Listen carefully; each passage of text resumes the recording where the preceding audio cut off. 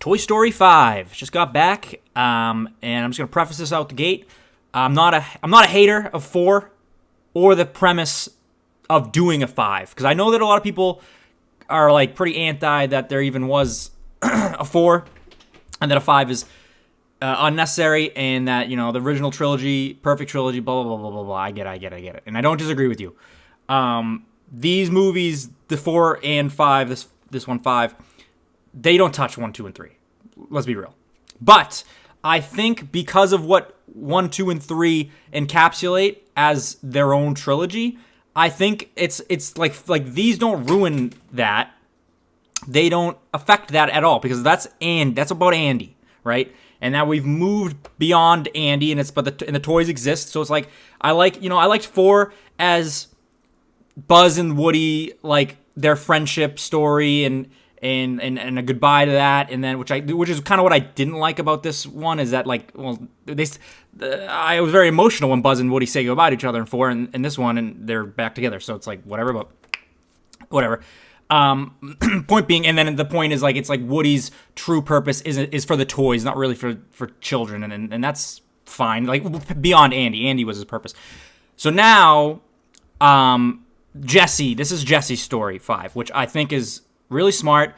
I'll start off with some kind of negatives, I guess. Or no, I'll start with a positive. The opening sequence, I was like, you gotta open a Toy Story movie with a make-believe sequence, right? Like, you know, how all the fucking Andy ones open. It's Potato Head's the villain, and it's Andy's imagination, and you blah, blah, blah, blah, blah. And I believe 4 opens with Bonnie doing that. I forgive me if I don't remember. I only saw 4 once, so if I'm wrong about anything, cut me some slack. But I think it happened. I think it begins with Bonnie. But this one opens with a Buzz Lightyear waking up on a fucking abandoned island, like, and it was like a shipping container of Buzz Lightyears stranded on this island, and he's waking them all. He's pulling them out of their things, and he's waking them up, and they're all like, what are we doing? And they're looking around. They don't know what to do. They don't realize they're toys. Blah blah blah blah. And I thought before going in, I thought that this, like, all Buzz Lightyears, a bunch of Buzz Lightyears, was gonna be like a tired trope, which, like, again, we're doing there's a million Buzz Lightyears, which is we didn't too, you know. But my God, if it isn't the best thing in this movie, that's not true. There's one thing that is the best thing in this movie, but it's the best concept in this movie, where it's like every time, because so the Buzzes, they look up into the sky one night. They don't know, they're stranded on this island. They don't know what to do. They look up and they see the North Star, and they go like, Star Command, rendezvous with Star Command, and then they build a raft and they are off to sea. And then so the movie, like, cuts between, you know, our main characters, Woody, Buzz, Jesse. There's like 3 stories, because Woody and Buzz are kind of their own story for a little bit before they get to where Jesse is, and then Jesse has the heart of the story is Jesse. And then there's these fucking Buzz Lightyears that are just out in the world, and they're like, and it's just so fucking good. It's like it's what the Lightyear movie should have been. Like, even though they're toys, it's like you're like dialed into these. Like, there's a part where they lose a guy. They all scatter because these humans show up, and they scatter, and one of the Buzz's leg is caught on a branch, and the look at this, and this one Buzz goes back to get him, and he just looks up and he goes, "Save yourself," and this other Buzz grabs the Buzz that's going to save him, and he just shakes his head, and like the look of, like, straight up, like, we've lost him.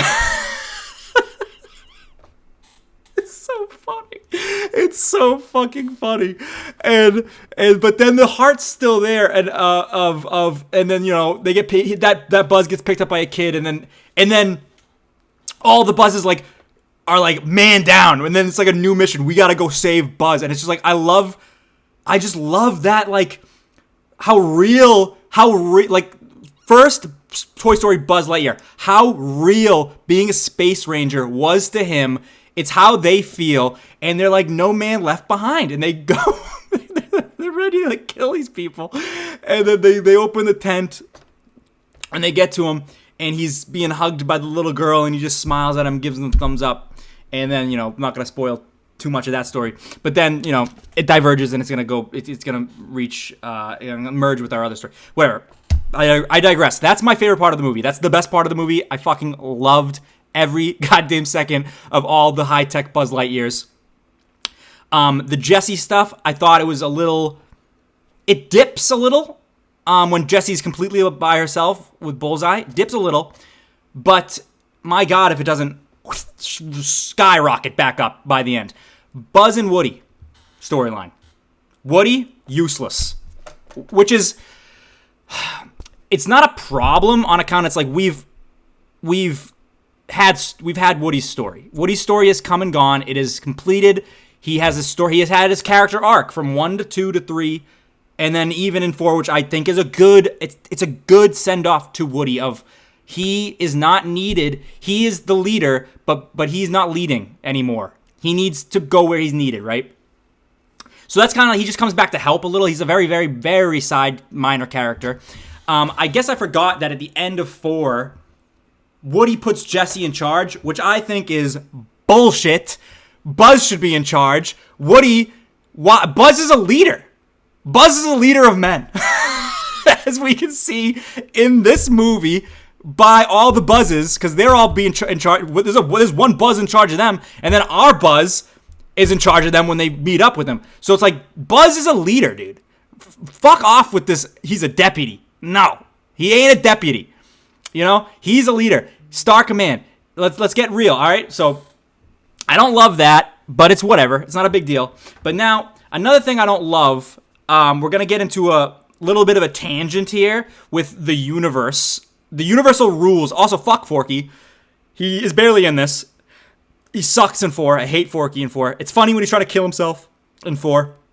But fuck that. I hate him. I'm glad he's barely in this. That's something that, to go on another minor tangent real quick, why the 4 and the 5th one doesn't work on the same emotional depth, I think, that 1, 2, 3 have, is because 1, 2, 3, we got our main characters, the crew. It's Potato Head, it's Ham, it's Rex. Even though their side, they're up front. And then 4, we're introducing new characters and we're putting the back foot on them. And I understand that a lot of those voice actors are dead. Side note, Potato Head's new voice actor, atrocious. Slinky Dog sounds kind of like Jim Varney, enough that I wouldn't even really notice it if I didn't know he was dead, probably. But Potato Head, holy shit, they did not get a good guy to do fucking Potato Head. It does not sound like him. But he's barely in it, again, which is a necessity, I guess, because you can't have Potato Head be in it when Don Rickles is dead. But it's like, well, then, what are we doing? I don't know. They're all so old, but whatever. All the people that are even alive. But, sorry, where was I? The universal rules of being a toy. So it is set up in 4 that you can put fucking googly eyes on a goddamn fork and it becomes alive. But now in this movie, we introduce tech. Sorry, I haven't even talked about the main thing, the lily pad, the iPad thing, which I do enjoy also, to not spoil anything. It's a little bit of a spoiler, so if you care, jump. But it's basically the moral core of the movie is not that tech is bad, which I didn't really think they were gonna go with it, because you can't have a stance that like technology is bad when it's like, look at all the good it does for kids and stuff, which is like this movie tries to like juggle that, where it's like tech is there's a fine line where tech can be good, but also kids need to be imaginative and have toys and blah blah blah blah blah. But we learn in this movie that batteries in charge is, if you are a toy that requires a battery to work, to the iPad, lily pad, to work, to be charged, you are dead if you are not charged. If you are not you don't have batteries in you. You are just fucking dead, okay? But, so how does that just like broke my brain, because then I was like, well, does Woody not have a battery in him? Because he has a string, right? Jesse has a string, but then Potato Head, he has no battery. So why? What constitutes what breathes this Zeusian life into these fucking creatures, right? Like, they are molded and breathe life into them essentially by some godly force, unless it is technology, but then because then they need batteries to run. However, I would posit to you. I said Woody, but I would really look to Buzz as the main example. Buzz requires batteries to work. Buzz has buttons on him that is voice activated. Buzz has his laser on his arm. Buzz, his wings don't require batteries. The other Buzzes do, but no, he has lights on his thing. So where? I just don't understand because we're also taught in Toy Story 3 that Andy has not played with these toys in years. Is Buzz's batteries? At what point? Because Woody doesn't have a battery. He has a voice box, but it's at what point do the toys? I sound fucking crazy. But at what point do the toys need the batteries to be alive? And at one point do they not? Because obviously Slinky Dog doesn't have batteries. But the Conan O'Brien toy needs batteries. He's stupid or something. I don't know. I just couldn't stop thinking about it. Because then also I had a little bit of an issue with they introduce like these like, you know, the realm of the forgotten toys or whatever. When Jesse's learning about the iPads, they go to the Bonnie has a sleepover, and all of the toys at the girl's house that she goes to sleep over on are like in the yard, and they're like, they got this PTSD, and they're like, oh my god, tech's taken over. And one of them goes like, what's it like to be played with? I don't remember. And I had a bit of a disconnect there too, because I was like, these kids are little kids. You would have been played with somewhat recently, I would imagine. Whereas Jesse, Woody, Buzz, it's like all these like this conundrum of like tech taking over. This is just a sooner version of when Andy grows up. Jesse, Emily grows up, and they don't play with toys as much anymore. But it's like, why is tech seen as such a fucking like, this is over, it's come in and it's changed the game, basically, which it has, but also toys, you all should recognize that you're gonna be forgotten at some point. That's kind of the thesis, it's the ethos of fucking Toy Story 3, which is, you know, I touch my nose way too much in these videos, Jesus Christ. I don't know why, but the ethos of that movie, so it's like, why now? You know, I don't know. I'm fucking ranting, but that just I just couldn't stop thinking about it. So I'm gonna say it's this movie is better than Toy Story 4. I'm gonna go into a little bit of spoilers after this point, but I'm just gonna, you know, general idea. Good movie. I really enjoyed it. Some really funny stuff in there. Let me see if there's anything. Potato Head's voice awful. I wrote. They do a funny Zurg joke with all the buzzes at some point. That's some good stuff. Why is Woody fat? Oh yeah, why is Woody fat? There's like a fat joke. I get the ball joke. How is he fat though? How did he become fat? I don't know. Whatever. Well, whatever. So worth a watch. It's definitely worth a watch. It's better than 4. I wouldn't just like be open-minded about these movies. Don't be like it should have ended at 3, where it's like, as long as they don't bring Andy back into this, I think it's fine. Andy is the core of those movies. This movie does not have a villain. I mean, Lily Pad is a villain, I guess, but you know, they I'm getting into spoilery stuff now. They reconcile, and Lily Pad is seen as a good thing. But I would say we need what 5 and 4 both desperately, I think, need is a villain. A good villain. Gabby, or whatever the hell her name was in the 4. Who cares? She's a little too much like Lotso, in my opinion. But it's like, Lotso and the Prospector? Come on. Top tier. Sid? Talk to me about Sid? Dude, come on. It's just, I think, 3 of the most iconic villains somewhat in cinema history. Lotso, fucking the Prospector, and Sid, dude. They all have they're all the depth of all 3 of them. Like Sid being just a curious kid who's like a little like he's creative. He's like arguably not disturbed. The Prospector, he's a warped sense of like pristine, like a collectible. Lotso, who's like, I was abandoned, so you have to be abandoned. I think all those motivations, but all 3 of them, all of them are very complex and interesting characters. Gabby, don't even fucking remember. She wants to be in a whatever. Lily Pad, I think she has a more interesting thing where she thinks she's trying to help Bonnie the same way the toys do. So I think that's a nice little tug of war. But it's just not as interesting as but that's a little, it's interesting, but it's like not for a like a Lotso. When Lotso betrays them in the fucking incinerator. Dude. But so I'm gonna say right now, before I get into the thing I loved the most, I love Toy Story. I'm of the age where these movies that I was going to college when Andy went to college in 3. You know what I mean? I have a very fond place in my heart for these movies. So I'm probably a little less harsh on them than I would be otherwise.